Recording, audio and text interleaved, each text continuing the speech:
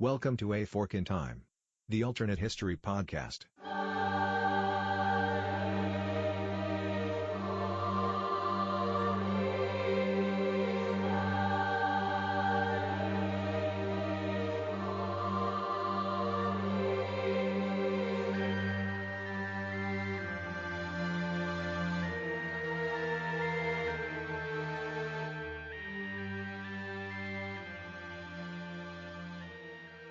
Welcome to A Fork in Time, the Alternate History Podcast. I'm Don Shelley, your host. Once again, pleased that you are taking a little bit of your time, which is one of the most precious resources that you have, to give us a day to listen to the podcast. I'm actually very excited about today's podcast, the episode today, because it represents some new things in the early part of A Fork in Time.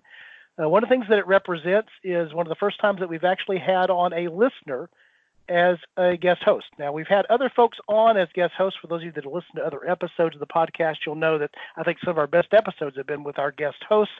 But what's different about our guest host today is I didn't know Brant Frost before launching off into this endeavor called A Fork in Time, and him finding us and then interacting with our website and sending some suggestions on and some commentaries about episodes, and then becoming a Patreon supporter. So Brant marks a first here in A Fork in Time history, and that's a listener who's now come on to be a host. I hope he's the first of many that will follow. So I'm excited about sort of breaking new ground on the podcast today with Brant joining us. So Brant, I appreciate you joining us. I'd like you to start by giving folks a little background on who you are and maybe a little bit of how you found the podcast and what some of your likes and interests are. That way people can feel like they're getting to know you a little bit.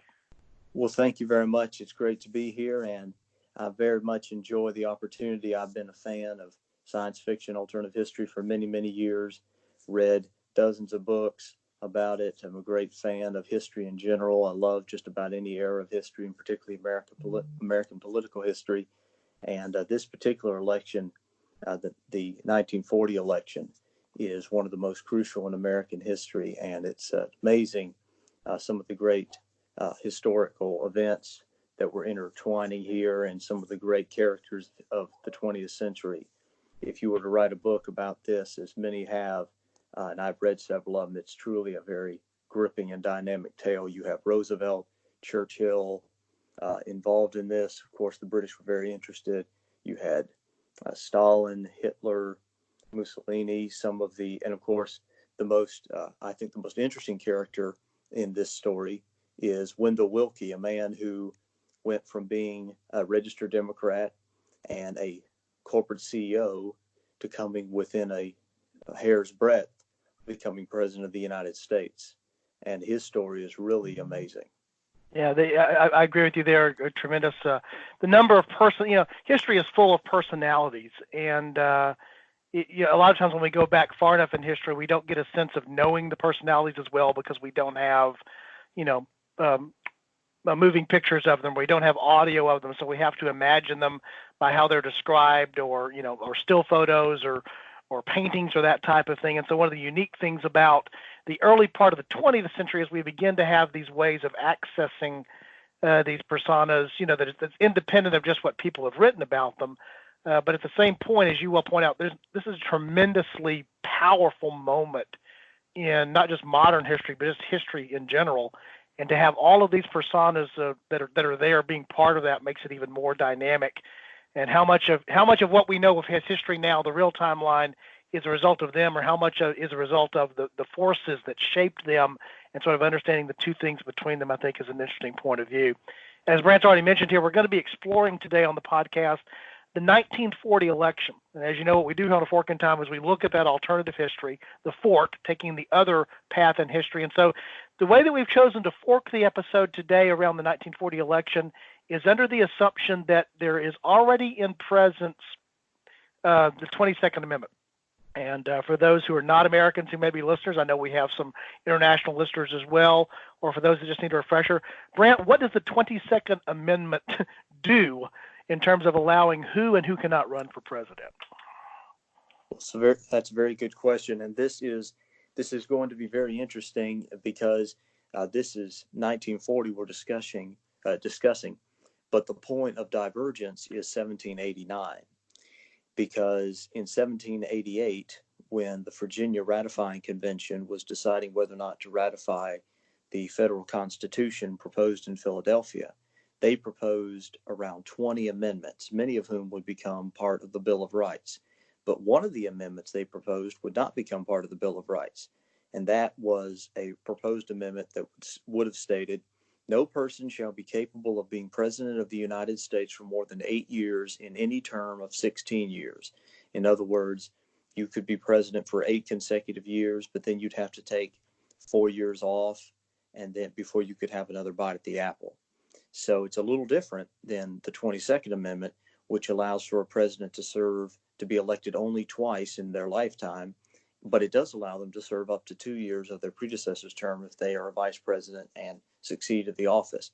So in 1789, when the Congress was debating what would become the Bill of Rights, they took many of the Virginia ratifying convention suggestions. Our proposed point of divergence will be that Congress takes, in addition to the others, this term limit amendment. Many people thought that the presidency would be in good hands and they didn't have to worry so much about abuse because George Washington would be the first president. Right. When you think about it in the context of history, however, that is very short-sighted because obviously Washington is only one man, and after he goes, someone else will be president. So I would imagine this article being adopted as written in Virginia, but with a caveat saying that it shall not apply to the president at the time of its adoption. Which would have meant Washington. Precisely. Yeah. And which would also keep in context to the attitude that Washington is the indispensable man, but the man who comes after him is not so indispensable. Right. And as a result, history pretty much remains the same.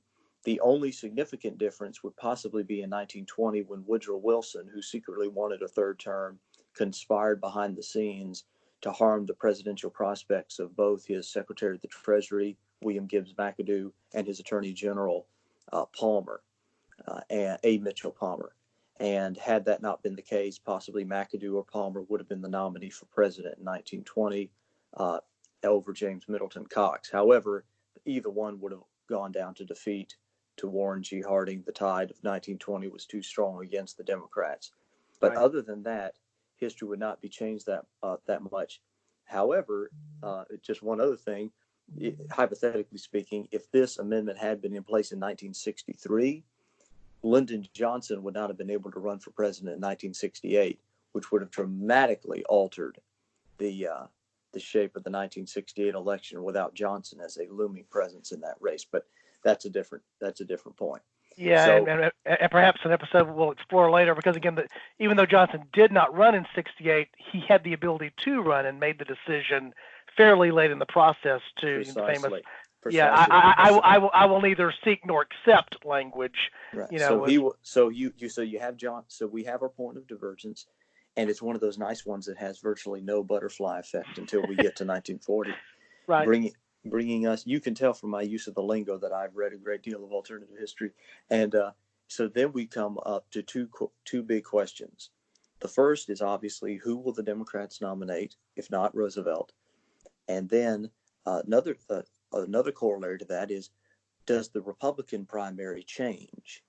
Because without Roosevelt as a popular and heavyweight Democrat candidate, do the Republicans nominate someone else besides Willkie? I'm going to argue, for the purpose of this discussion, the question is not only what if Roosevelt didn't run and was barred from running, but what would a Willkie presidency look like? I'm going to assume Willkie still gets the nomination. I think he probably would have, but he would have had a tougher race of it. And I'm going to assume a different vice president.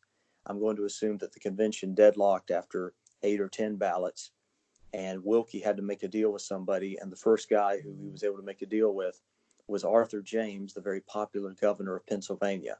And the reason Pennsylvania is so important is because if you look at a list of states that Roosevelt won in the real election, Pennsylvania was the tipping point state. In other words, if you take all the states that Roosevelt won by narrow margins, and with the narrowest margin first, and started adding them to the Willkie column, Willkie crosses the 50% threshold in the Electoral College when he carries Pennsylvania. Right.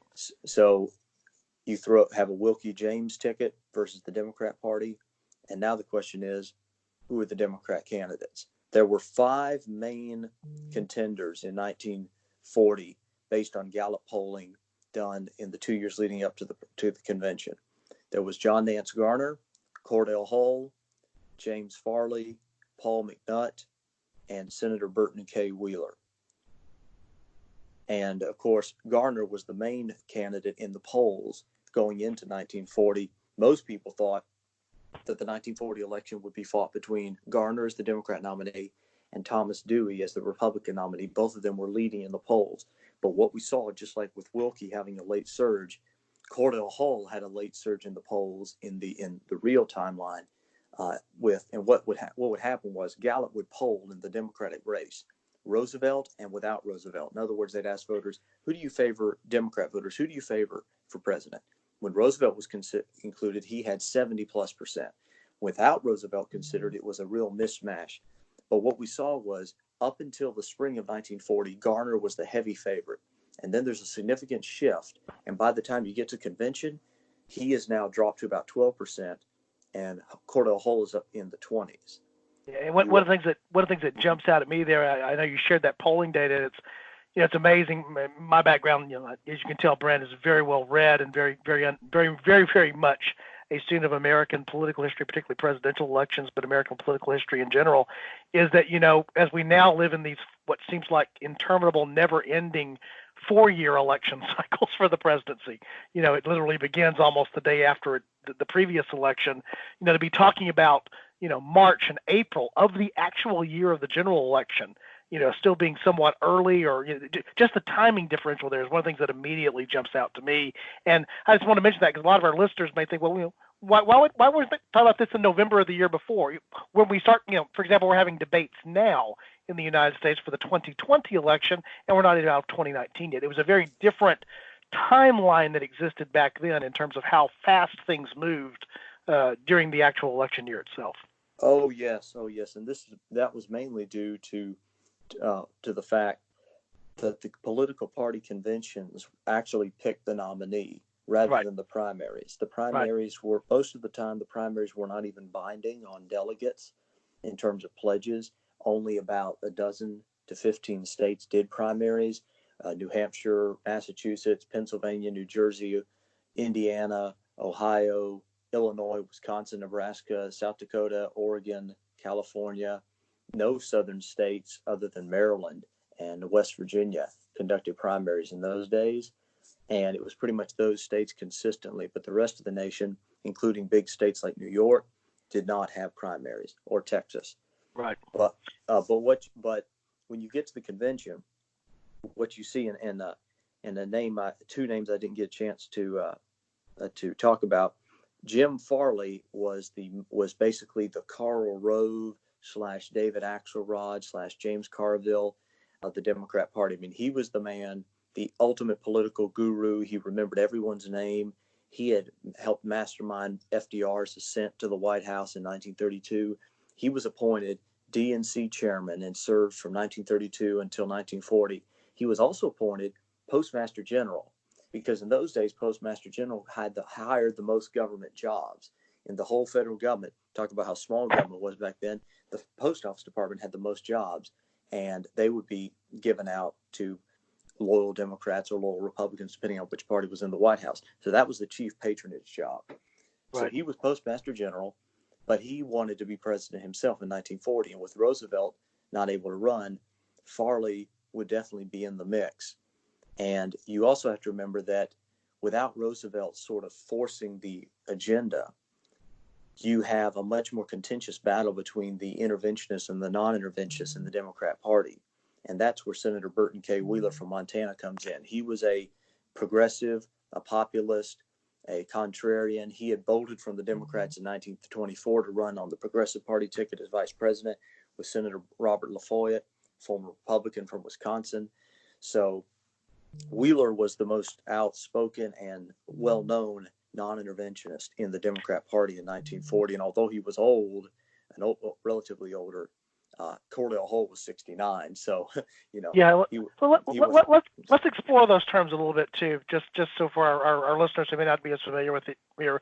We tend to think of I know I do. I think of the 1940s, very quickly. The first thing that immediately pops into my mind is World War II, which is going to begin, has already begun by the time we're here to the 1940 American presidential election. It's just not something that the United States is formally involved in at this point. And so when you talk about interventionist and non-interventionist, sometimes we talk about the term isolationist, sometimes used to describe American foreign policy in much of the 1930s. Sort of unwind that a little bit for our listeners, Brent, in terms of why that's important because of the backdrop of the 1940 election, which is Europe is at war, Asia is at war, but the United States is not yet formally engaged in either of those wars. They are supplying support through the Lend-Lease program to Britain, but we are standing alone. We are outside of the conflict that's already brewing in two major parts of the world. Yes. And to my knowledge, no opponent of intervention in World War II ever called themselves isolationist. It was a abusive term that their opponents used against them. The term interventionist was typically used, but was also used by the non-interventionists as a form of attack on the interventionists. The interventionists refer to themselves by various terms, but the term isolation is probably best used to describe the United Kingdom in the 19th century.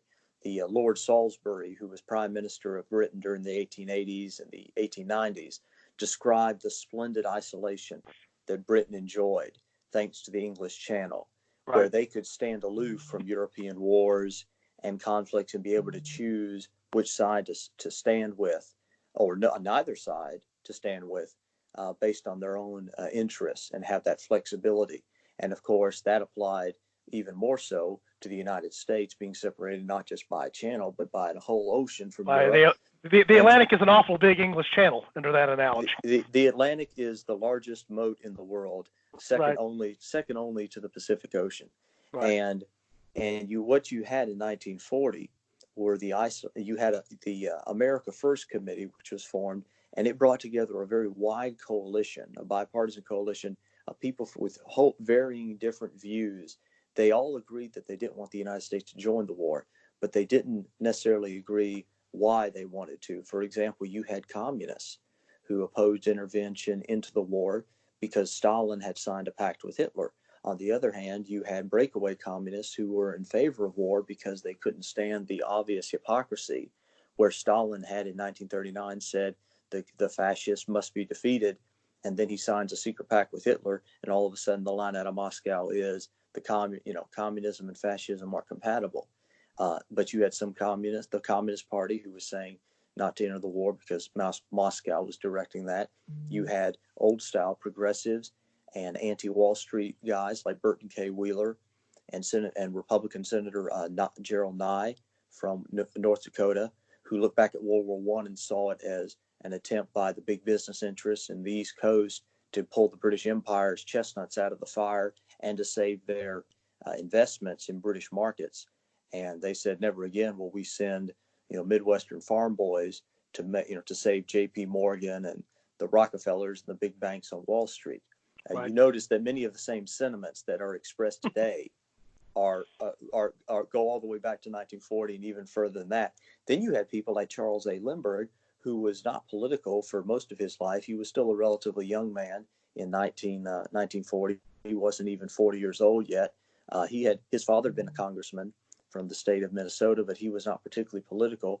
But his point of view was that the United States ought not to get involved in European wars. We ought to act as a peacemaker in similar to the way Theodore Roosevelt tried to act as peacemaker successfully. He acted as peacemaker between Russia and Japan in the Russo-Japanese War. But this is another part that people forget. Lindbergh insisted, and the America First Committee adopted as a key part of their principles, that they would be dedicated to the rearming of the United States. It is, you would get the idea, and certainly since the interventionists write the history books, that the anti-interventionists were against rearmament. They were not. They advocated for rearmament, and they opposed things like Lend-Lease on the grounds that we would be sending weapons which we didn't have to spare to countries that probably were going to be defeated anyway. Right. It wasn't a question of not having a military. Is what were you going to use that military to do or not to do? Exactly. Basically, they wanted a large military that would be used as a deterrent toward German or Japanese aggression. And you also have to remember that polling at that time, and even within the America First group, polling at that time indicated that very few Americans wanted to engage in war in Europe to save France. A larger number were prepared to join to save England. And virtually everyone agreed that we should join to save Canada. In other words, if Germany had somehow overrun Britain and was then trying to force Canada to give the Germans bases in Canada or something like that, virtually all Americans agreed we should do whatever's necessary to prevent that from happening. That would have been on our side of the moat, to use your analogy from earlier. It would have. It would have indeed. And that's another interesting factor in this election. So Willkie is nominated, and for the sake of this example, so that he will become president, we will say that he chooses a better vice president from a more vital swing state of Pennsylvania, and Governor Arthur James. And now the Democrats, who are they going to nominate?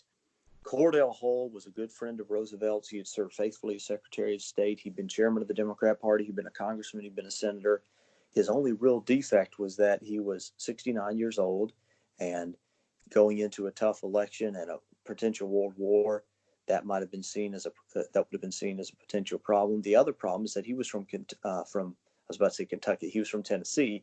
Now, the Tennessee is not the Deep South, but there was still a stigma attached towards Southern politicians in those days. You've got to remember that no Southerner won the presidency from 1848 until 1976. The last president from the Deep South to win the presidency was Zachary Taylor in 1848, and the next one was Jimmy Carter in 1976. Right. So that would have been a problem for Hull.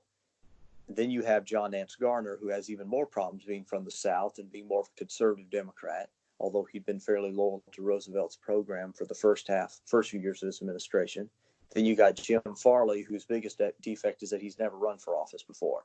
He's a big mover and shaker. He's got a lot of friends, but he's never been tested before the voters. And then you have a guy that probably no one listening to us has ever heard of, named Paul McNutt. He was a big New Dealer. He was a relatively young man. He's a former governor of Indiana, elected in 1933. He implemented a New Deal in Indiana, New Deal style program, and he was term limited in 36, could run for second term, but he was preparing to run in 1940. A lot of people liked him, saw him as the younger version of FDR. So you throw all these forces together, and then there's some dark horses. Senate Majority Leader Alvin Barkley, who would become vice president under Harry Truman. You have Secretary of the Interior Harold Ickes, a big Roosevelt ally. You have Harry Hopkins, the president's assistant and right-hand man and confidant. There was a Secretary of the Agriculture, Henry A. Wallace, but being a political neophyte, it's very unlikely anyone would have drawn on him for a candidate, except perhaps as a favorite son from Iowa. And then a big powerful player in Democrat politics, yet someone who virtually no one considers a presidential candidate when they go back looking at that time, New York Governor Herbert Lehman. Lehman Brothers. He'd been lieutenant governor under Roosevelt from 1929 to 1933 when he became governor, and was elected in 32, 34, 36, and 38. In the last election, he defeated Thomas Dewey, who, of course, would go on to become governor himself and a presidential candidate. And so Lehman, being from New York, and New York being a key swing state, perhaps the key swing state, right. You could see him carrying 47 electoral votes, by the way. Exactly. You could see him being potentially drafted as a presidential or vice presidential candidate. Of course, Lehman was also Jewish, so this is only 12 years after Al Smith was rejected by many voters for being Catholic. So that would have probably played in the minds of Democrat movers and shakers, because you got to remember, this is not a primary election. This is a convention where power brokers have to decide, kind of like a parliament, where competing interests have to form a coalition in order, much like the Israeli parliament's going through this difficulty now, facing a third election in 1 year because the various interests can't get together to form a majority. A national convention is very much like a parliament with 10 different parties. So my personal belief, when you factor all these into consideration, is that the most likely nominee would have been Cordell Hull, or a dark horse candidate, more of a second-tier candidate like McNutt or Barkley, but probably would not have been Garner or Farley. And for the purpose of this example, I would say that Hull gets the nomination after several ballots, but Burton Wheeler is a significant presence because the anti-war, the anti-interventionist faction will rally behind him. And I see a scenario where Hull gets the nomination and Jim Farley makes a deal to become his vice president. That's a good role for a political mover and shaker, also political attack dog. Farley would have no problem attacking the Republicans, whereas Hull would play the role of senior statesman to guide the nation through troubling times. But with the Democrats dedicated to interventionism and the Republicans even more so under Willkie, the question is, do renegade Republicans and Democrats break away and run a third-party candidate? And I could very easily see Wheeler, who would run as a third-party vice president, breaking away and running as a third-party candidate. Even if he only got a small percentage of the vote, that would be enough to tip the popular vote to Willkie. Because if you look at 1940, there are some key measurements as to whether or not which party was going to win the election. And Alan Lichtman has written a great book called Keys to the White House. I recommend it for all of your listeners. And there are 13 keys to the White House that he has measured going back to 1860. And he measured them going forward when he first wrote the book in 1980. And he's predicted the winner correctly in every election since 1980. And basically, the 13 keys, and the incumbent party has to have no more than 5 going against them in order to win the election.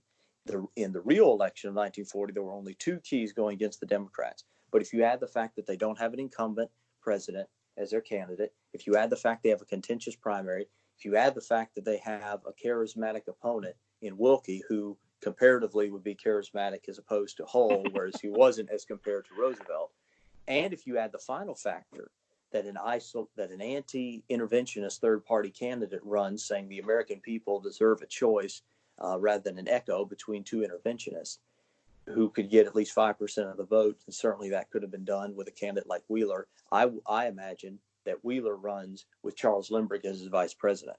That ticket could easily get 7, 8, 10% of the vote, particularly in the western states, and throw the election to Willkie. So alter the dynamics of the Electoral College enough to change the outcome of the race, just by drawing voters away and with enough support to change the majority. Willkie could have won the election. I think he could have won the election head-to-head against Cordell Hull, but he would have lost the popular vote. But with a third-party candidate drawing votes away from the Democrats in the West, that would have been enough to also hand him the popular vote by a narrow majority. And so now you have President Willkie, who is in office with a Democrat Congress. The Republicans obviously will do better than they did in our timeline. However, they still have a huge minority in the Senate. The Democrats have an over 2-to-1 majority in the Senate. They have a much closer majority in the House, perhaps only a 20 seat majority in the House, but still he has to work with the Democrat Congress. So I would see Willkie following the example of Roosevelt in keeping or hiring some Democrats to serve in key positions in his cabinet. Roosevelt picked 2 Republicans to run the Navy and the Army, Henry Stimson at War.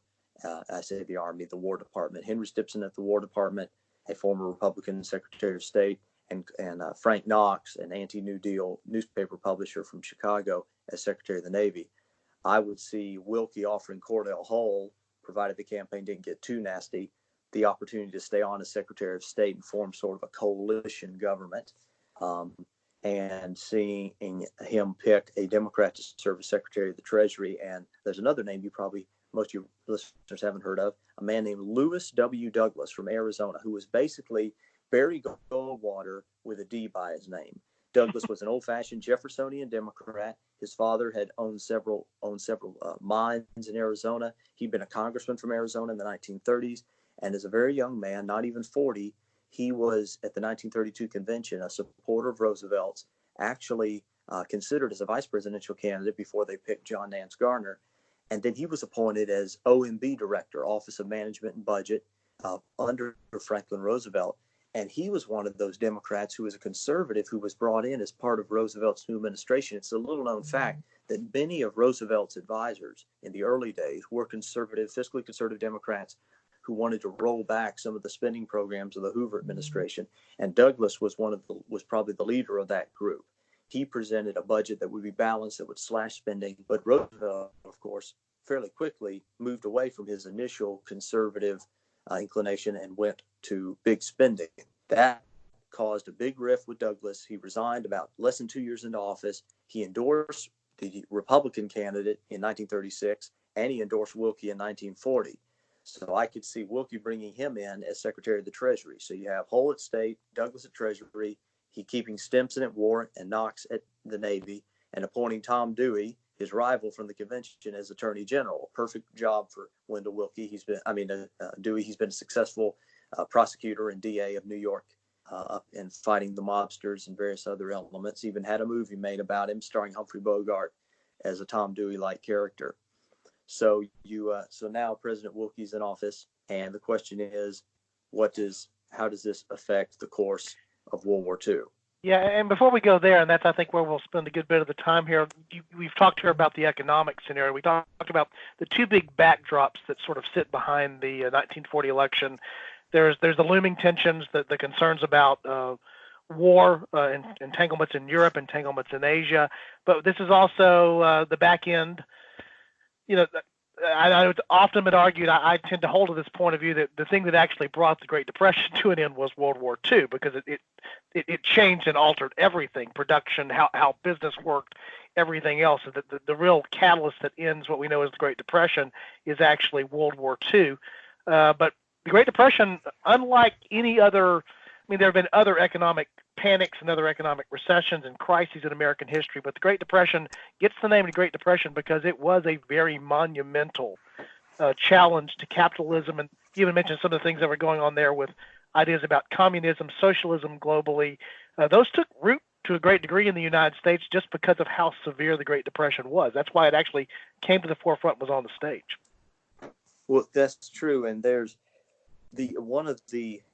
and of course the Great Depression is great in many ways because it was so long. It's much like the Great War in 1914 to 1918, how long and how bloody it was.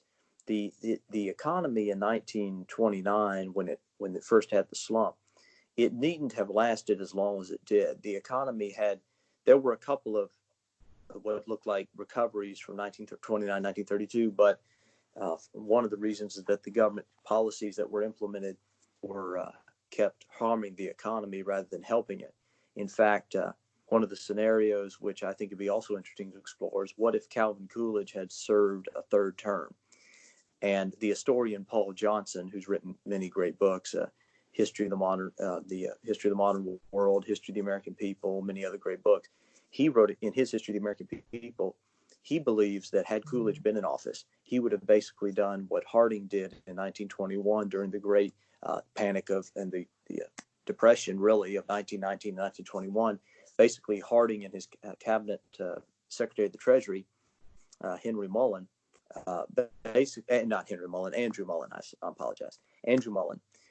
basically they cut spending, they cut taxes, and did nothing else. And this is back when the government's role in the economy was much smaller. So there wasn't as many gears to pull. So basically, they just pulled back government spending, didn't borrow, and just let the market purge itself of the bad assets and the overpriced items, and let things come back to equilibrium. And within a year, the economy was growing again. Had Coolidge been in office, it's quite plausible that he would have done the same thing. He would not have raised taxes as Hoover did on both income and tariffs and many other things. And by 1933, the economy would have been back to a fairly decent shape. And the Democrats would have probably still won, but it would have been much smaller, and the New Deal would not have been necessary. And you would have had Franklin Roosevelt presiding over the good times of the 1930s the relatively good times, rather than the Depression and the New Deal.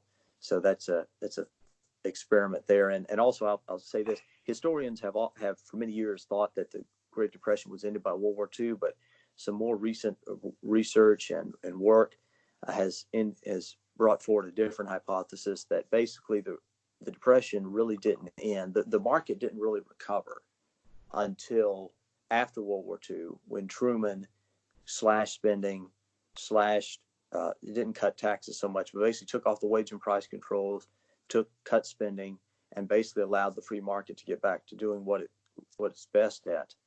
And this we did not see a real recovery without a wartime footing until the 1945-46, which of course also had the labor strike. So the economy didn't really get good again until 1947-48, when the Republicans took control of Congress and rolled back a lot of the New Deal programs and passed things like the Taft-Hartley Act. They say unemployment, for example, went away during World War II, but when you draft 10 million men into the Army, of course unemployment goes away. Yeah, your measures of what is working and not working as an economy are very different when you're in a war production mode. And as you mentioned, many of the the reason we have the image of Rosie the Riveter is Rosie needed to be in the factory because the guy that held that job before was somewhere in Europe or Asia in a theater of operations. And it's difficult to say what the economy would have done without the intervention of the war, because whether you want to argue that the war, helped bring the country out of recession through manufacturing production, that production was not the production that would have existed in a regular economy. And so it sort of puts the regular economic measures, as you well point out, there on hold until you get to after the war and things settle down even for a couple of years after the war, then to figure out, okay, where are we now? And what needs to be done, and what are the forces that are at play. So just to recap for our listeners, the alternate timeline here, of course, is that Roosevelt could not run. He was barred from running because something that is the equivalent of the 22nd Amendment exists in the Constitution and has existed since 1789. And again, as you mentioned before, that this reality, it's almost as if that reality did take place, because the precedent that Washington set was so respected, it was almost as if it was in the Constitution until we get to 1940. Where the violation is there. So as you mentioned, there's no additional butterfly effects because nobody had really violated or gone for a third term. They thought about it, but nobody had. And so we come to the 1940 election, and as you suggested, that the election that's contested is between Willkie and Hull, and Willkie is the winner. So the Republicans assumed the presidency in 1941, and so President Willkie has sworn in. You've mentioned already who some of the potential members of the cabinet are. And so we find ourselves in early 1941 with the Willkie presidency, what's led up to this now. And now for the exploration of the alternative timeline, you started down this path, and I sort of derailed you there, Brant. I guess the first question to ask is, what does the United States participation in what we know of today as World War II look like, where President Willkie is leading foreign affairs for the United States versus President Roosevelt? Well, that's it would be. It's hard to say, of course, for sure, but I think it would be very similar because Willkie had was even more of an interventionist, if that were possible, than Roosevelt. And as leader of the Republican Party, he would have been able to command a lot more votes from Republicans for things like renewing the Selective Service Act in 1941, which ended up passing by a tiny margin, I think with just 1 or 2 votes in the House. With Willkie as the Republican president, the Republicans who had led the opposition to renewing the Selective Service Act would have been brought into line. Although I think that Willkie, a lot of Republicans did not like Willkie. They, particularly his rather naive style of campaigning, his idea of bringing Democrats over to vote for Republican, him as a Republican, a former Democrat, rather than turning out the base. He was a political neophyte, and it showed. In fact, in the book, in a recent book published about his campaign and his life, which is a very good book, I recommend to you. I'll remember the title of it in a minute. But it speaks of how the Republicans basically had to pull an intervention shortly after the Republican National Convention to basically show him that he was an idiot for thinking that there's going to be the Democrats for Willkie committee was going to pull him over the top.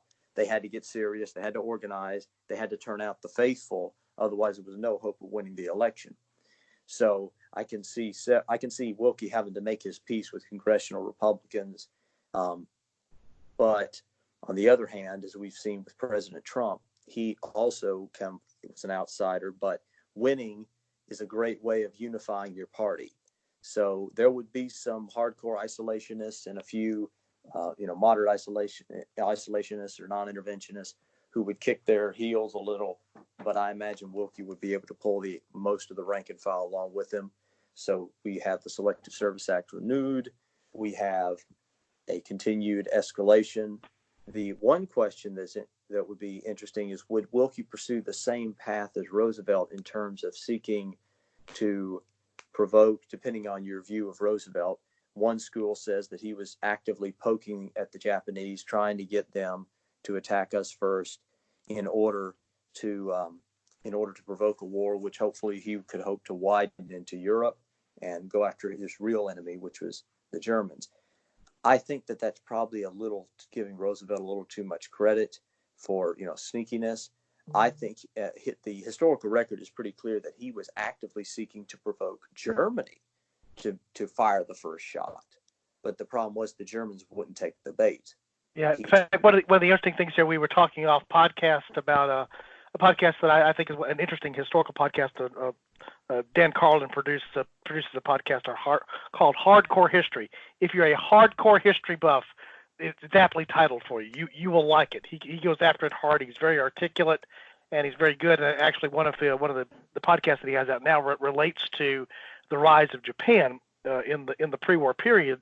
And one of the things that's talked about there that's easy for us to forget, but it relates back to this, is that there was some question even after the Japanese choosing to bomb Pearl Harbor and undertake the action that was there, that had to do with all kinds of, that's a whole other series of podcasts we could have about what leads Japan to that point, and actually the role of America and others in because of Japan's intervention in China and opposing that, and sanctions and other things that led to some cases the Japanese sort of feeling like they were boxed in and needing the most important resources they were going to need, which happened to be oil, that being another consideration there.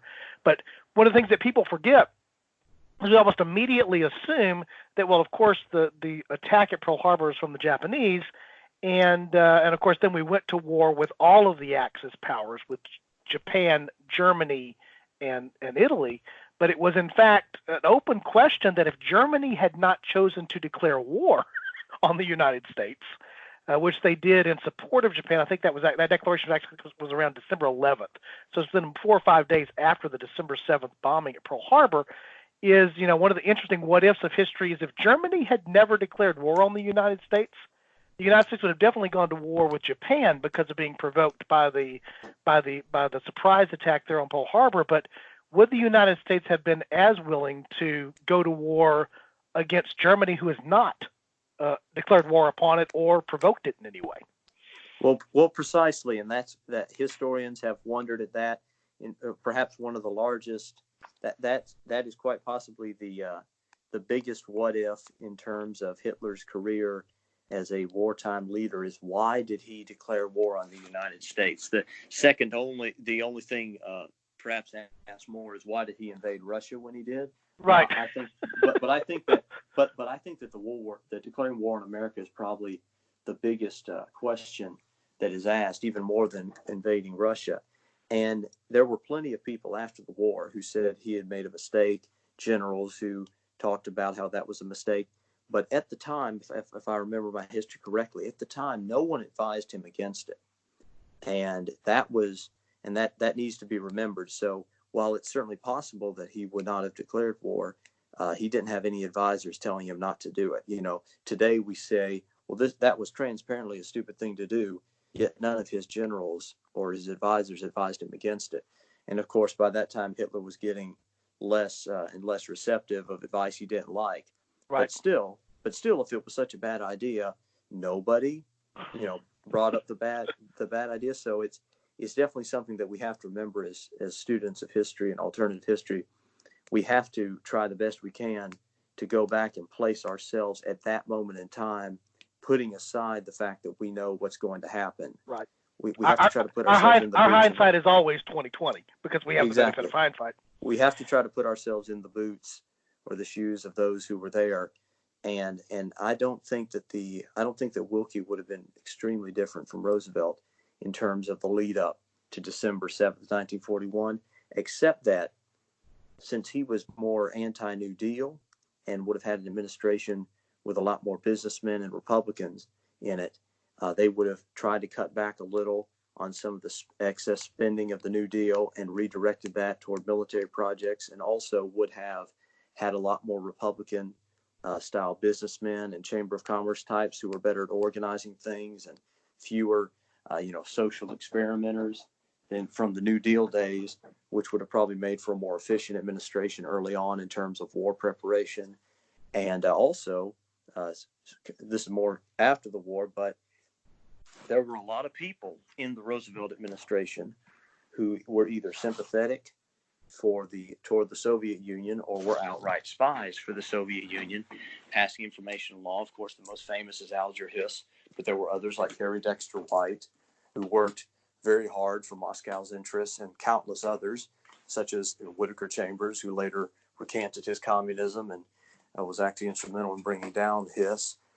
And of course, the Rosenbergs, Julius and Ethel Rosenberg, who were instrumental in stealing many secrets, including the secrets to the atomic bomb for the Soviets. So if many of those characters are no longer in the government, and they've left the scene. White, for example, worked at the Treasury Department and would have been out under the new administration. He wouldn't have been in the office anymore. So you would have seen a government that would have taken a much more Churchillian approach, if that's a word, toward the Soviet Union, in that you would have seen them say, well, we will work with the Russians, the Soviets, in as much as they will help us defeat the Germans, but we are under no illusions as to their post-war ambitions, to the fact that we do not want anything to do with them, and we certainly don't see communism as the wave of the future. I think that's the key difference. The key difference in terms of U.S.-Soviet relations from a Willkie administration rather than a Roosevelt administration is that in his heart, I think Roosevelt viewed communism, or a milder form of it, as the way of the future. And certainly many in his administration viewed it as the way of the future. Not all, but many. And they advised him. And also you have to remember that Roosevelt was very much anti-British Empire. And that prejudice colored his relationship with Churchill and Stalin. You take Willkie, who, although he was an internationalist and even a world federalist, he thought that there should be a global government.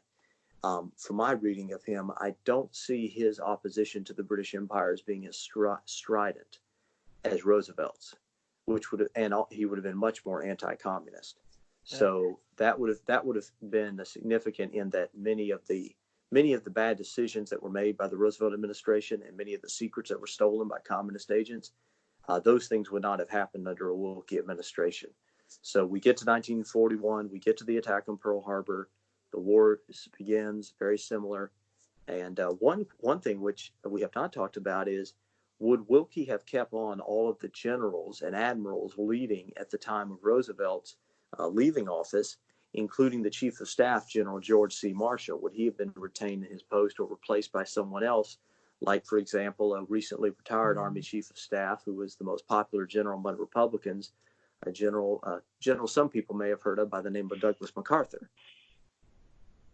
Yeah, and we often don't think about the change in military leadership, but those are appointed positions that are controlled by the executive, and so that we tend to just think, well, of course it would have been that same person because it would have been that same person, but that's not the way that worked.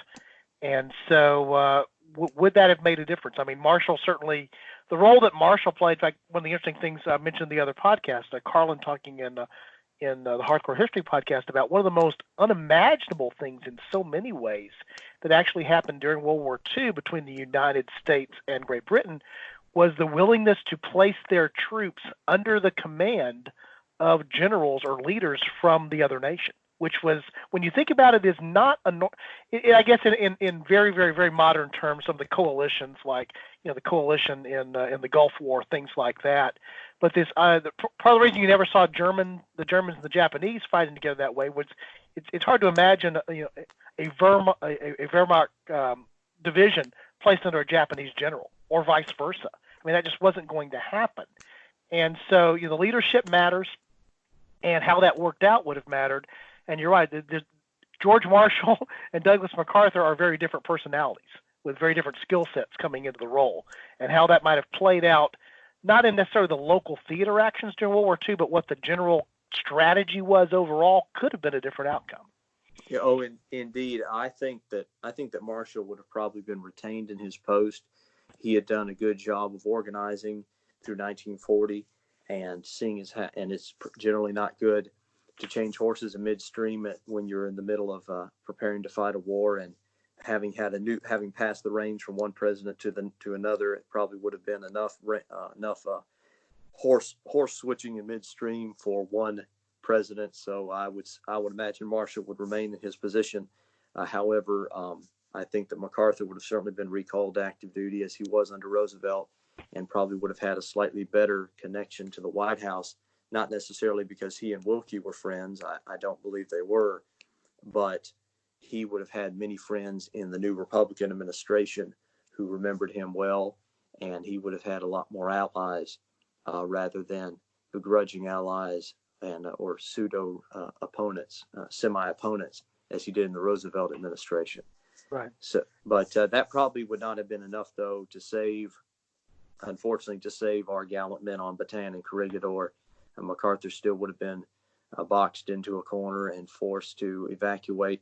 Although I wonder if Willkie would have given him the order, and then here's something else, another factor to consider.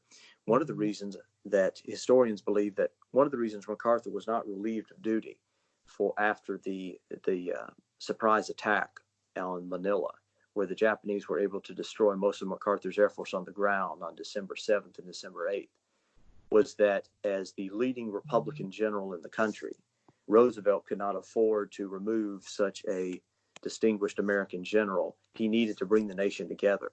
That's why he had a Republican Secretary of War and Secretary of the Navy, and the political fallout would have been too difficult. Plus, MacArthur's on the other side of the world fighting the Japanese, and to recall him in the middle of combat would have also looked very bad.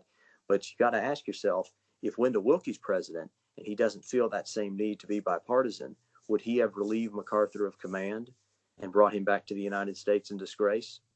It's definitely a legitimate question.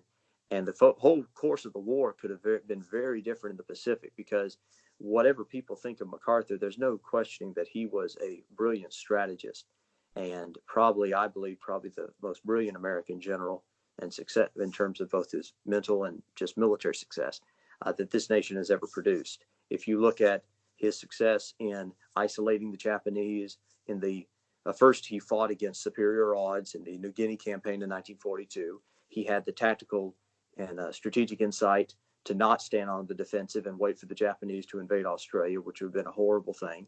He took the fight to them in the jungles of New Guinea, and then by 1943, having built up enough strength, began to leapfrog main Japanese positions, isolating huge garrisons, cutting off their supplies and going along, leapfrogging along New Guinea, and eventually to Palau, halfway between New Guinea and the Philippines, and eventually being able to strike at the Philippines. Right. Another American general would have most likely taken a more Eisenhower-like approach of knocking out one Japanese base at a time, which would have meant the war would have lasted much longer and the casualties would have been much more grievous. It's worth noting that MacArthur, in his campaigns of 1942 and 1943 in New Guinea, lost fewer American dead than in the single Battle of Anzio in the Italian campaign. So not only was he successful, but he delivered it with a much, much smaller butcher's bill and casualty list than the generals in Europe.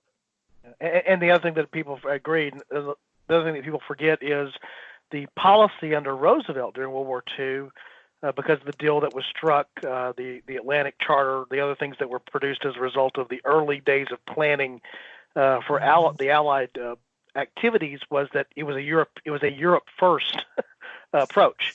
And it would have stayed that same way. And it would have stayed that way for the obvious reasons. But what that meant was everything you just described there. It's not that there weren't forces that were sent to the Pacific Theater, but the Pacific Theater did not receive the bulk of the attention. They were left to fight, as you well point out there, a strategic defensive type of campaign that they were able to do tactically offensive things inside of a general defensive strategic arrangement until such time as forces could be brought to bear to do other things.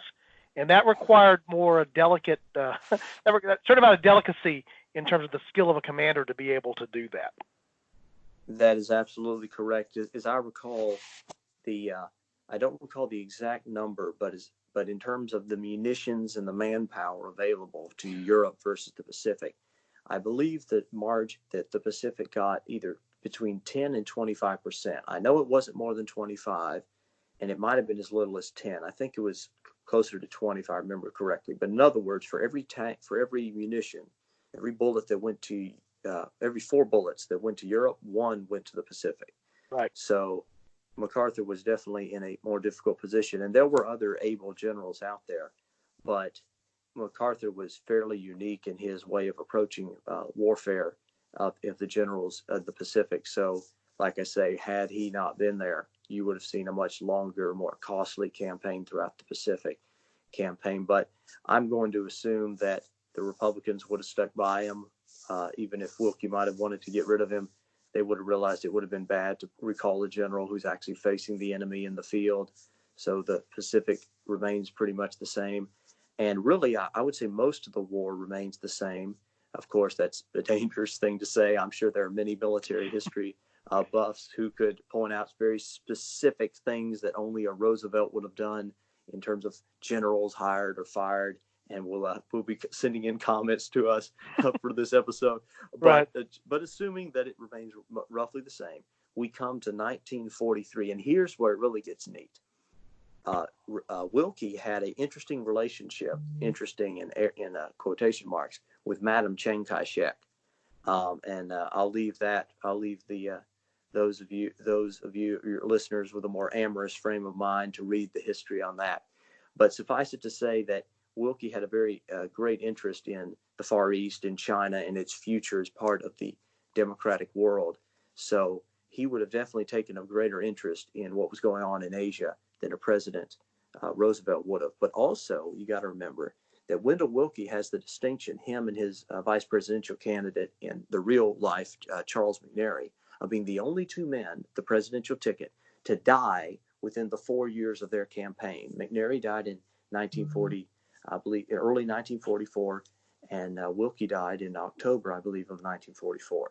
Now, it's been said that the presidency cuts a year off a man's life for every year he's in office. In other words, it ages you twice as fast. Even if you took a less, and of course, in the middle of World War II, one could argue it stretches it even more than that. That ratio is probably not 2 to 1, but maybe like 4 to 1 or something like that. Well, exactly. One need only look at Franklin Roosevelt in 1940 to 1945 to see what being president in the middle of the greatest war in history can do to a man. However, let's just say that it only takes a year off Willkie's life, and he dies in October of 1943. His vice president, as we have said in this scenario, is not Charles McNary, who'd be dead within 6 months, but rather a much healthier 60-year-old vice president, Arthur James, former governor of Pennsylvania, who very little is known about. You look at his Wikipedia bio, it's very, very small. You might call him the Harry Truman. That's the first thing that popped into my mind. Who knew who Harry Truman was, right? Well, precisely. And so but James, interestingly, lived to be 90 years old. He died in 1973. So dying in office would not have been a problem as far as this general is concerned. In fact, Harry Truman, if I recall, was born in 1884, died in 1973. Arthur James was born in 1883, if I recall correctly, and died in 1973. So his years are almost precisely correlating with Harry Truman's. And he was, although their lives, other than that, were very different. One was a conservative Republican, the other a New Deal Democrat. One was a successful businessman, the other a unsuccessful haberdasher and machine politician. But I will assume that James is a fairly conventional Republican, he will continue the Willkie policy to win the war. And you go into 1944 now, with the war on the verge of being won. And a key difference by 1944, here's where it gets interesting. We get to 1944, the war is going well in Europe, the landings in D-Day have been successful. But now there's this opportunity to push into Germany and to go for Berlin. You remember that Eisenhower was careful as far as not stepping on Soviet toes in terms of where the 2 armies would land at the end of the war. If you have a Republican president who is going to be staunchly anti-communist, they will want as little ground to be ceded to the Russians as possible. So does that mean that the Americans drive harder for Berlin and push all the way back to to the border of what is now Poland and Germany, so that all of Germany is in the Western sphere of influence. Another big question is, does the fact of the Soviets pushing into Eastern Europe become a major factor? Because Wendell Willkie was very sensitive to the plight of the Poles and other peoples. He himself was German, descendant of Germans, but he was very much a liberal German. His ancestors had been part of the 1848 revolution, and they despised Prussian imperialism. But he also was sensitive to the Poles and other captive peoples held in Eastern Europe. Would his anti-communism and Churchill's fear of the Soviets' imperial ambitions in Eastern Europe have caused them to reroute the D-Day invasion, say, to the Balkans? Because they tricked the Germans into thinking they were going to invade the Balkans, and they also tricked the Germans to think they were going to invade Calais. Right. So imagine if Churchill had persuaded Willkie that we need to not only win the war, but we need to keep the Soviets out of as much of Europe as possible. So imagine, instead of the Anzio invasion, the invasion of southern France and the invasion of northern France, all that effort is concentrated with a few diversionary psyops. All that effort is concentrated in an invasion of the Balkans, in Greece, or along the Yugoslav coast. And of course, though that's a very mountainous region, so you could see them getting bogged down, but also Tito's partisans were operating behind German lines and made life very difficult for the Germans in the Balkans and Yugoslavia. So that might have been a successful maneuver.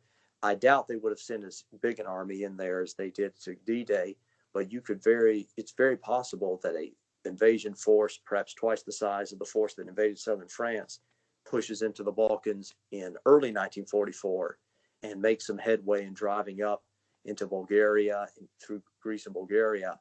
And the Romanians, you have to remember, and the Bulgarians were looking for an excuse to get out of the war by 1944. So it's quite possible that, just like the Italians pretty much surrendered even before the Americans landed, not surrendered, they sued for peace right before the Americans landed in Italy.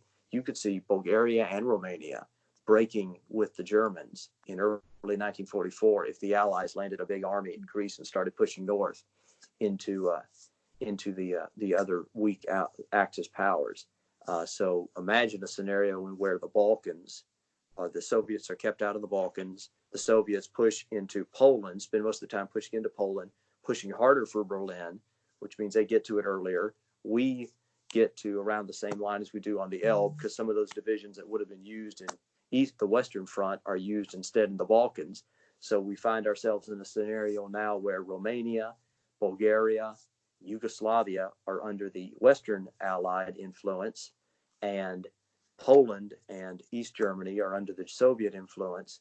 Czechoslovakia and Hungary and Austria, we probably get the southern two. So Hungary and Czechoslovakia, and Hungary and Austria are in our sphere of influence, and the Soviets probably get control of Czechoslovakia. So the Balkans, which would of course become Soviet client states, will now remain under the Allied sphere of influence, and that would be a very interesting process, because there were some very strong nationalist and fascist organizations in Romania and Hungary in particular that would have had to be de-fascistized under a Western government, much like the French regime, and Vichy was deposed and a lot of people were shot after the Allies retook France. One of the less known chapters in French history is the quasi-civil war that was taking place in France from 1940 to 1945, when the Vichy government was basically the right-wing traditionalist government trying to hold back the communists, and General de Gaulle made an alliance of convenience with the leftists and the Marxists to fight them. And of course, the French resistance was basically the French left fighting underground against the French right, which was in collaboration with the Germans. And then when they came back in, they shot a lot of people, killed a lot of people in extrajudicial manner. And of course, the joke about it is that Charles de Gaulle today is seen as a Napoleonic strongman and right winger. But at the time, he worked with a lot of leftists to basically do in France the opposite of what was done in Spain. The right-wing military succeeded in overthrowing the communist-backed Spanish Republican government, whereas in France, the military-backed left wing succeeded, and the Allied-backed left wing succeeded in overthrowing the Germans, and of course their puppets in the Vichy government. So there's a lot to unpack there. But 1944, Willkie's been dead for a year. His vice president's renominated. And the question is, with the war going well, and obviously within, a year of being won, who is going to be the Democrat candidate, and what are they going to run on? Are they going to run on winning the war? Are they going to talk about rebuilding the New Deal after the war? Who wins there? Right. And who runs? That's, again, that is where, you mentioned the butterfly effect earlier. Now you start having so many variables that start playing in. It's not a simple, well, it's this or that kind of path that you get to there. There's multiple factors that can be going on. But just the very fact, I mean, there is a change in leadership in the real timeline when Roosevelt dies and Truman assumes the presidency. But that is so much later in the war effort. Mm-hmm. Willkie will be the same thing. Willkie is so similar in that. And you notice the more things change, the more they stay the same. Right. President Roosevelt died in office, and so would President Willkie, probably in the summer or fall of 1943. And although I will say that his health had been deteriorating, but he had ignored some of the signs of it. As president, he probably would have had a more stricter health regimen, and his doctors would have been more careful to observe his health. However, and that would have probably helped him along a little. But being that he was under a great strain, and the disease, I believe he died of it was a heart condition. That's really not something you can fix in 1940s medicine with regular checkups. Right. So he would have almost certainly had succumbed nonetheless. And then his vice president would have probably been reelected since the war was still ongoing. And even though the war would have been much closer to victory, still the war would have been ongoing. And as a result, they would have wanted to stay with the Republicans, who looked like they were going to win the war. And you can be sure that Republicans would have pointed out that after the war, you want a guy who's going to be strong in dealing with the Russians. It would have been very quiet, but there would have been plenty of whisper campaigns by Republican operatives, particularly in the ethnic neighborhoods, like the Polish neighborhoods in the various big cities, saying, well, Willkie is going to be tough, or actually President James. President James will be tough with the communists and make sure that Poland is free after the war. But those socialist Democrats, after all, you know what USSR stands for: the Union of Soviet Socialist Republics. So you can't trust those Democrats. They'll give away the store. They'll let Stalin roll over Poland, and that would have been, like I say, very quiet, and the Republicans would have officially denounced it. But ethnic politics in the big cities of America was very, very nasty. So you can be sure there would have been talk of that during the 1944 campaign. But the Republicans win, and President James gets a final term, because remember, he can't run for a third term because of the alternate 22nd Amendment, which of course been one of the original 10, or in this case 11 amendments. That's another thing too, for people who like things in neat orders. It wouldn't have been 10 Bill of Rights; it would have been 11. Right. So, and who knows? This might have been one of the higher ones. So instead of talking about someone might not be pleading the fifth, they might be pleading the seventh, or instead of talking about your Second Amendment rights to bear arms, you may have been talking about your Third Amendment rights to bear arms. Those seem like small things, but our language would be very potentially different. Exactly. Different. People be going around #3A. Yeah. Yeah. One of the things I want to ask you there, Brant, just one of the things that occurred, and I'm always amazed when we record episodes, the things that I've thought about before, but then the things that I don't think about till I'm in the middle of it. But just really thinking about just how this plays out. I'm going to jump way ahead here. How this plays out, because what you do see happen so often, 30, 40, 50 years down the road in American politics everywhere, but American politics as well, is you'll see that concept of grave robbing, where one party will actually go back and pull quotes from a famous persona of the other party back from a different era. And so, you'll see, you see this to varying degrees, but you'll actually, you may see a Republican, for example, quote Roosevelt in some context that's related to the importance of strength during World War II or something like that. It's a tactic that's used. And so, one of the things that I was immediately thinking about there was, okay, with the Republicans being the party of victory, if you will, because of holding the presidency during World War II, how does that play out in the 60s and the 70s? Obviously not just in what, first of all, you've mentioned it already, would there be the same type of Cold War that we think of today in terms of how the end of the Second World War might have looked differently in the areas of occupation, and maybe the desire to go ahead and sort of take the Patton approach of, we got an army, they're trained, and they're here, let's go ahead and finish this thing kind of approach, versus what maybe 30 or 40 years down the road, where the parties do still carry over something of a hangover, positive or negative, from the events of a generation before. Well, that's a great point, and people forget about this today, but after World War II, the Democrats had for a few years, for about 3 years, the Democrats had a real advantage on the foreign policy front, because even though Americans wanted to come back from the war and demilitarize and get the young men out of uniform, get them back to civilian life, in terms of more of the morality play, the Republicans had been in a real bind, because they had been the party as the opposition party. And believe me, if the Democrats had been the opposition in the first year of the Willkie administration, you can be sure that they would have been the party attacking him for being a warmonger. That's just the way politics is. You see it right now. The Democrat Party used to be the party of peace. Now that Trump is trying to get us out of various conflicts in the world, they're the party of war. It's just the way the opposition party works. Whatever the president wants, they're against it. But that said, the Democrats in our timeline, the real world timeline, they had a big advantage, because they had been the party that had won the war, that had been for the war. The Republicans had been against it. They had been the party that wanted to fight the fascists. The Republicans were seen as, rightly or wrongly, as fascism was seen as a right-wing phenomena. Therefore, Republicans being on the right of the political spectrum, they would be a little softer on that, just in the same way that socialists and liberals of a more progressive variety tend to look at communists as sort of wayward cousins, but generally on the same path, if not the same methods. They say a communist is an honest socialist, or a communist is a socialist with a gun in his hand instead of a ballot paper in his hand. But still, all that changed in 1948 and in the early 50s. And this is why there are two men who the left desperately reviled.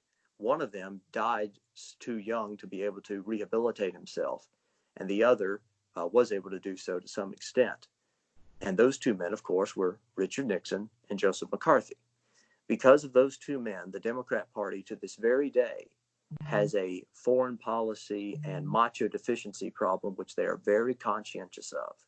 Hillary Clinton was beating the war drums in 2016 due to the legacy of Nixon and McCarthy, because Nixon was responsible for bringing down Alger Hiss.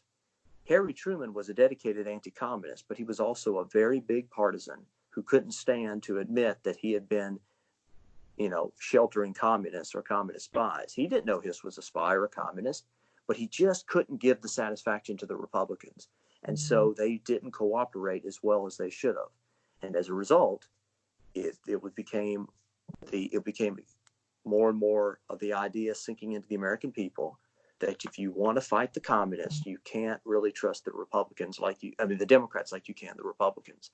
And then, of course, when McCarthy started talking about communists in the State Department and various other individuals, although he wasn't as successful in nailing down an individual, there were enough communists and fellow travelers that were revealed around that time that it put in the mind of the American people that if you want to fight the communists, you pick a Republican, because they can be trusted to go toe-to-toe with them.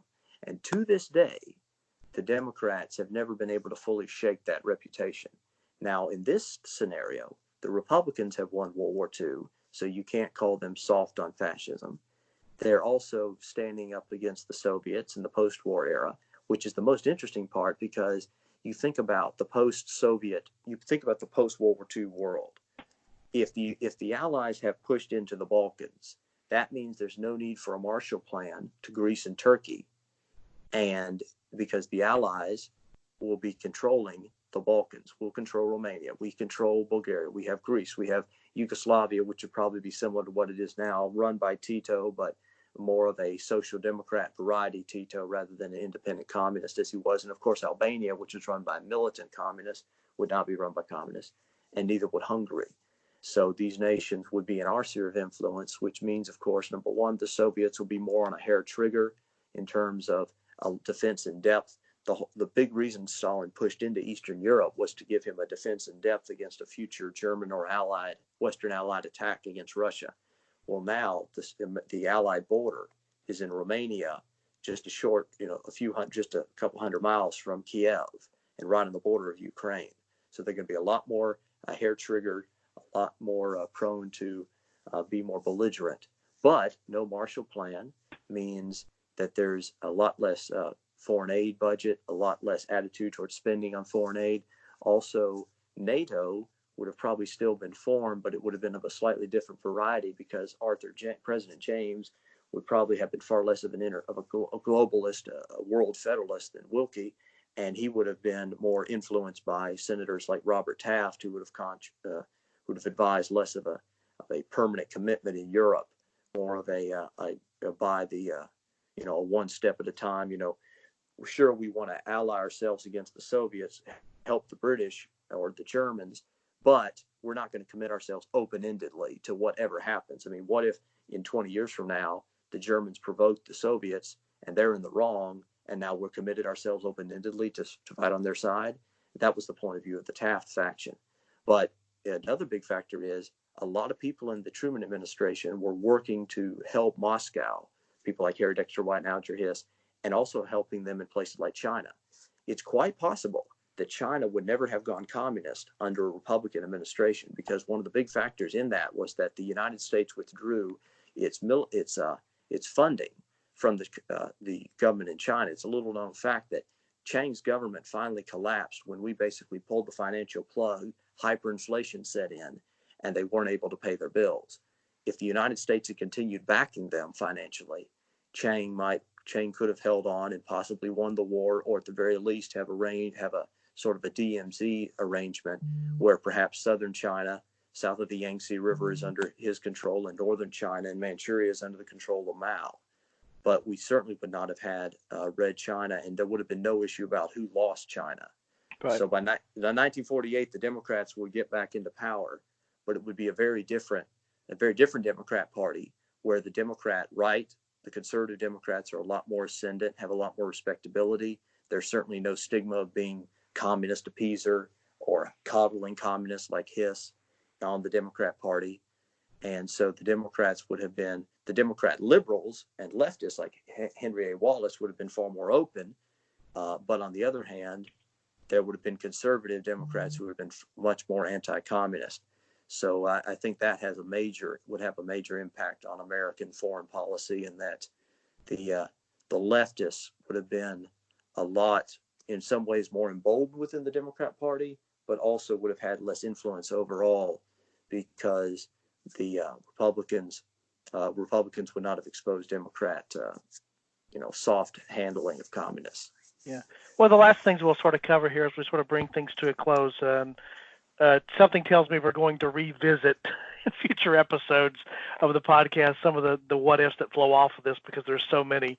World War II and the events leading up to, and the events itself, military history in general, are great nexus points, as you well know, for alternate history.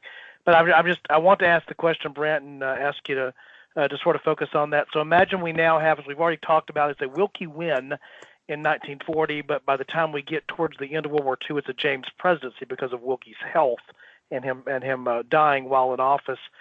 So we talked about the parallels then between President James and President Truman in those. So do you see the scenario under which, faced with the same circumstances or maybe slightly different circumstances, the United States now has this new super weapon? The war in the Pacific, or maybe even the war in Europe, has not yet been won, and now President James has that crucial decision which faced President Truman of, do we use an atomic bomb? Well, one nice thing about Arthur James is that so little is known about him. I don't think anyone's even written a biography of him, that You could, like a blank canvas, you could paint almost anything you wanted, but onto that particular presidency. But being practical, I would say that he, as a businessman and a Republican of his era, he would have been about, what's practical, what makes good sense. We have a weapon that can potentially end this war. It'll make it a lot easier for us to win. The body count will be much less.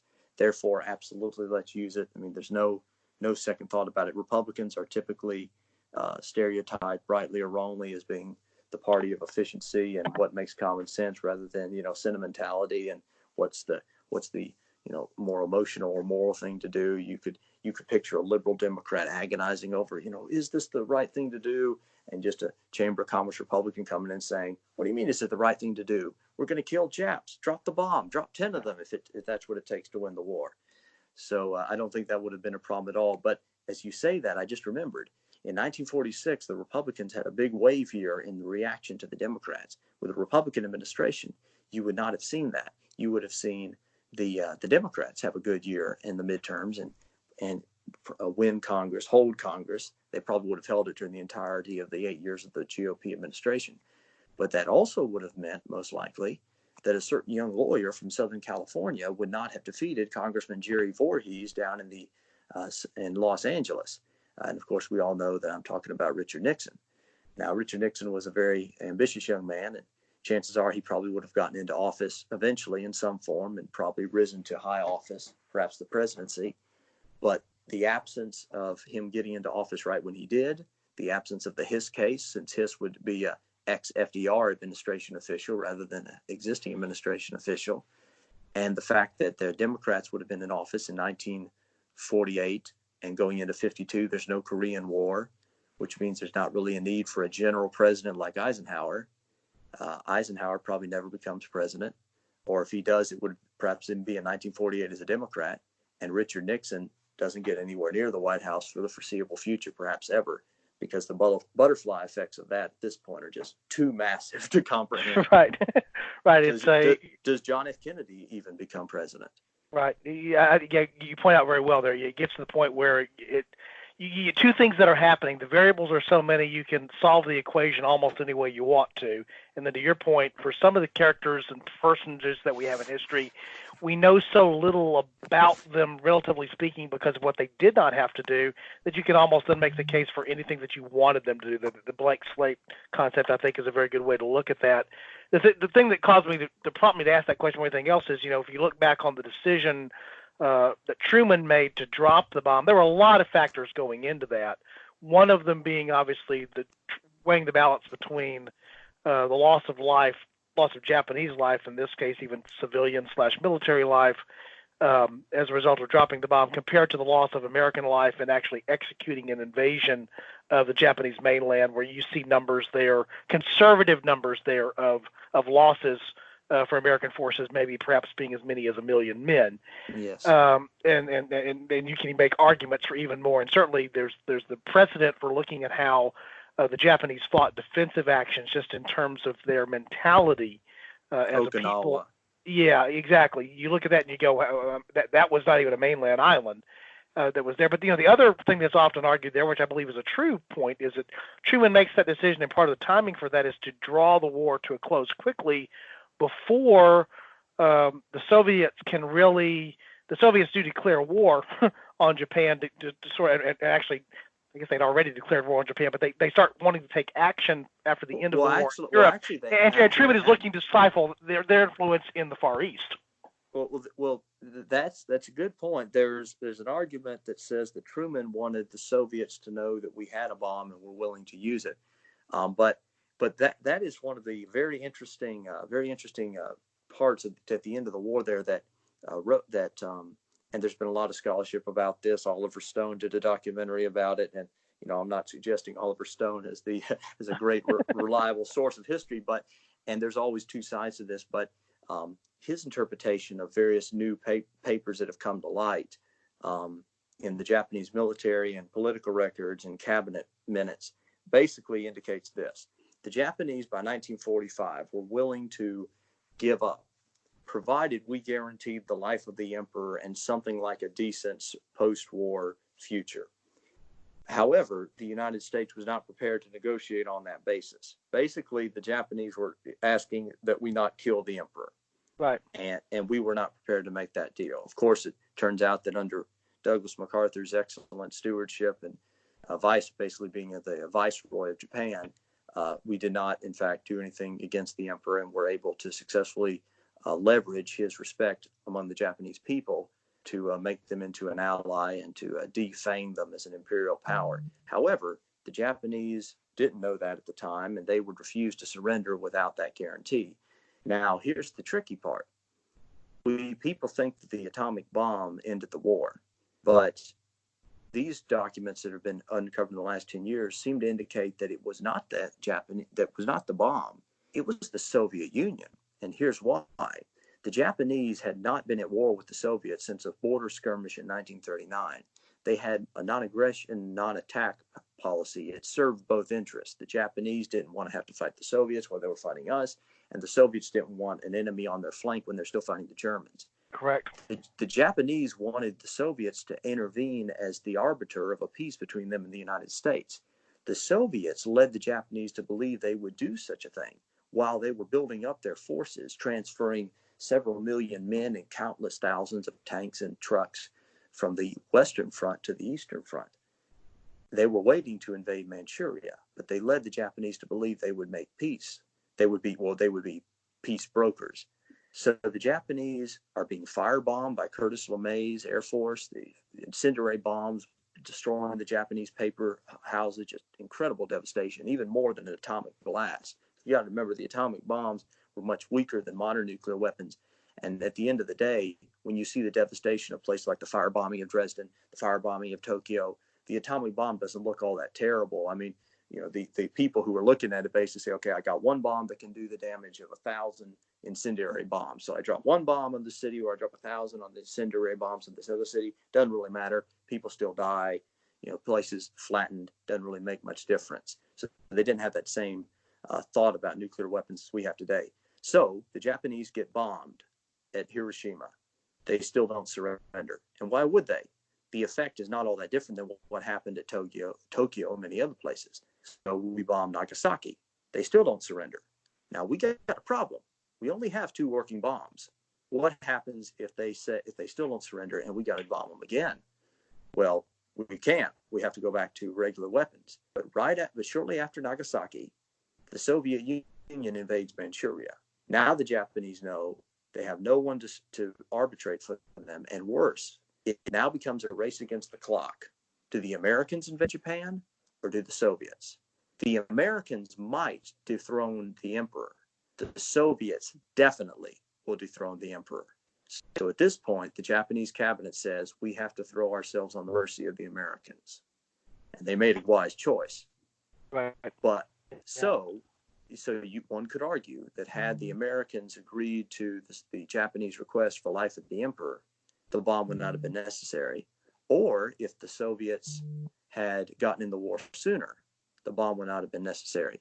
And at the end of the day, however, the incredible loss of life in that war, the loss of life by the Japanese, the fire bombings, Japan, is so massive that whether or not the bomb itself was used in terms of the morality of it is far less significant when you look at the whole grand scheme of things. In other words, had Nagasaki and Hiroshima, which have been spared in order to be targets for the bomb, had they not been hit with an atom bomb, LeMay would have flattened them with incendiary bombs. So the same people would have almost certainly died, just in slightly different ways, and perhaps in an even more gruesome fashion. One could argue that the blast of an atomic bomb is a far more merciful way to go than to be slowly asphyxiated or burned alive with incendiary bombs. Right, and then the geopolitics of the nuclear age come to be. So you can imagine perhaps a scenario where there's no, as you mentioned, they are under a different mode of surrender for the Japanese, where there's no need to drop the bomb, and so we now have this weapon that everyone knows in theory works, but it's never actually been put into practice. And do we have the same nuclear specter with no Hiroshima or Nagasaki? I don't know the answer to that question. That also gets starting out into the question of how things are perceived, because you're right, radiation, the impacts of radiation, the other things that we see there are horrible. But as you well point out, if you see any photos or any the film exists as well of conventional bombing when it's done in mass is nothing that is less horrific. So it's as you point out, it's just a question of, how do you like your horror, which is a sad thing to be thinking or contemplating, but nonetheless the case. So we're about an hour and a half in, so we probably do need to wrap things to a close. Brant, you've been what I expected you to be, which is not only knowledgeable but articulate and thought-provoking, which are all of those are good things for what we endeavor to do here on A Fork in Time. So before we sort of shut things down for this discussion, and just ask you if you have any closing thoughts on the topic or anything that we might not have covered that if I don't say this, Don, I'm going to explode, so I got to get it out there. Well, I just wanted to say thank you so much. I love what you're doing. It's a privilege to be a part of it and to support it in my small way. I'd encourage everyone to join on Patreon and become a supporter, because I'm sure that just about everyone listening has at one time thought about, well, I'd like to do a podcast or a video podcast about alternative history and things that have been kicking around in my head. Well, you've thought, I'll do it later. Well, you have an opportunity to support someone doing it now, and that way you can get all the benefits and only have to do a fraction of the work. In fact, none of the work. And all you have to do is give your $10 or $20 a month and submit an occasional script idea. Now, how could you beat a deal like that? I think you. I'm actually in sales. That's what I do as for my regular profession. That's how I pay the bills. And I think you did an excellent job of selling one of the great benefits of the podcast. And as I mentioned, I think on the very introductory thing, when this had been rolling around in my head and my daughter's head. I don't want to forget Alexis because she's a vital part of this as well. But for a couple of years, it was just finally, well, I'm just going to do it. And part of the reason that I did it was not that I didn't find other sources out there. We were talking about some of the sources on the internet, alternate history forums and boards. And there's places to go on the internet to talk alternate history or counterfactuals. But I really hadn't found, and I have now subsequently found, a podcast that was doing it. And so it was marrying my love of the forum and the mechanism of a podcast with a topic that I like. And so I do encourage and I appreciate what Brant said there and what he's indicating there. But again, one of the things that Alexis and I mentioned on the on sort of the retrospective as we were 25 episodes in is we were seeking to create a community. And one of the cool things to me about that I've already discovered through some of the feedback that I've had, and Brant is representative of that, is the opportunity to find people who are of like mind. Sometimes they have the same thoughts, sometimes they have different ones, but a chance to engage in conversation. And actually something that you and I were talking about off podcast, off mic, Brant, was the fact that sometimes it's actually possible to explore topics that can be difficult to explore when you're talking about them in the real historical context. They can be sensitive things, but when you move them over into the realm of the hypothetical, the counterfactual, what if, that's why science fiction can sometimes challenge or look at issues that are tougher for us to deal with. But because we're dealing with them in an alternative fashion and a what if and a hypothetical doesn't make the conversation about them any less relevant. In fact, in some ways it makes it more relevant because we can think about them aside from the realities that we know in the concepts or conceptually, if that makes any sense. And that's actually one of the things that I enjoy a great deal about looking at alternative history is I'm reminded, I think I've said this before as well, that one of the I am not skilled at all. I was a good student, but foreign language is not my forte. Although I took 2 years of Latin when I was in college. But what I do remember about going through that process of learning another language was you learned your own language better. Because you have to do that translation process. You have to know English better, for example, to translate into another language. And I think the same thing is true in history. We get to understand what really happened in history better when we understand what the alternatives might have been. Going through that exercise actually brings us to that. So absolutely, and everyone should. It is definitely true that you will not find better read students of history than people who are fans of alternative history. There's no question about it. Now, there are also some pretty uninformed people in the community as well, but by and large, you have to really know your history to appreciate the divergence, the fork in time. I agree. And so it's a great way to learn, and it's a great way to think about our own time. And this isn't true anymore. The alternative history genre is pretty much established now and respectable, but There was a time when it wasn't so. But I will say this, every one of us is an alternative historian. We ask ourselves, what if all the time? What Right. if I'd asked that girl out? What if I had not quit my job when I did? What if I had done this? What if I had done that? We ask ourselves about the forks in our own road all the time. And we do it about our contemporary politics, and we do about it about things, life events. So this is just a part of what we do all the time. And it helps us to understand in a way that you can't with conventional history the mind and the times of those who came before us. You Right. can't truly appreciate what Churchill or Lincoln or Roosevelt or Washington was thinking until you've appreciated what they might have done. Well put. Well put. You put it better than I did, Brant. So again, I appreciate you joining us, Brant. I think I'll have you. We'll definitely do this again at some other point. Brant was kind enough to submit a plethora of good topics, a lot of them around historical elections in the United States, but I know that's not the only thing that he's capable of being a part of the podcast on, so I know that we'll have him again. And again, as Brant has already mentioned, the reason that he was here today was because he found us, and that's something that you as a listener can do as well. We certainly encourage you to visit our website. That's at aforkintimepodcast.com. There's an opportunity there to provide feedback. I love the feedback. I don't just need feedback that is reinforcing of what I think. I love when I get challenging comments that come back there. You didn't think about this. How dare you say that? That's exactly what I enjoy is the discussion that goes back and forth. And so this is not just a monologue, but it becomes a dialogue through those means. And then, of course, the other thing to do there is I think as we grow the podcast over time, and I encourage you just to encourage others who you think might be interested. You can share us on Facebook. You can share us on Twitter.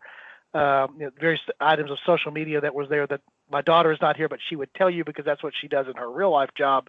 The power of social media to spread the podcast. So you can do as Brant has done, and we certainly appreciate that. I want to say thank you personally for that, Brant, for supporting us via Patreon. As Alexis and I have said, we are not in this to make money. If we did, we made a very, very bad choice in terms of doing that. But it is an opportunity through the interactions that we have with our listeners to build a community. And we have a lot of ways to do that. So we encourage you, if you're a listener, particularly if you're a faithful listener, to interact with us and give us topical suggestions. And if you find what's valuable here valuable and you have some dollars to spare, we certainly would appreciate deferring some of the costs that are there. They're fairly nominal, but they are real. So however you choose to support the podcast, whether that's spreading the word, providing the feedback, providing financial support, as we say all the time, we thank you for that. And again, the thing that we value most is the fact that we know you're giving us your time. You could do a lot of other things with your time, even when you're multitasking, other than listening to us talk about alternative history. We think the reason you do that is you find it interesting and find it fascinating, just like we do. And so we appreciate the gift of your time. So, Brant, thanks again for joining me. And I'm going to sign off now for this episode of A Fork in Time, the Alternate History Podcast, and invite you back next week for another episode. Have a great day.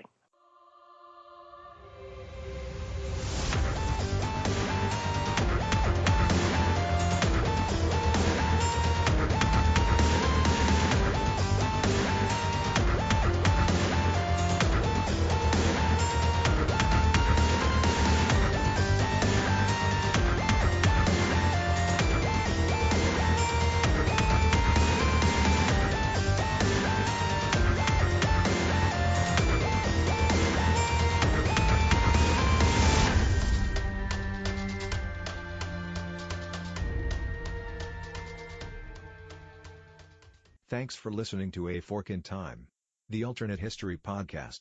Join us next time.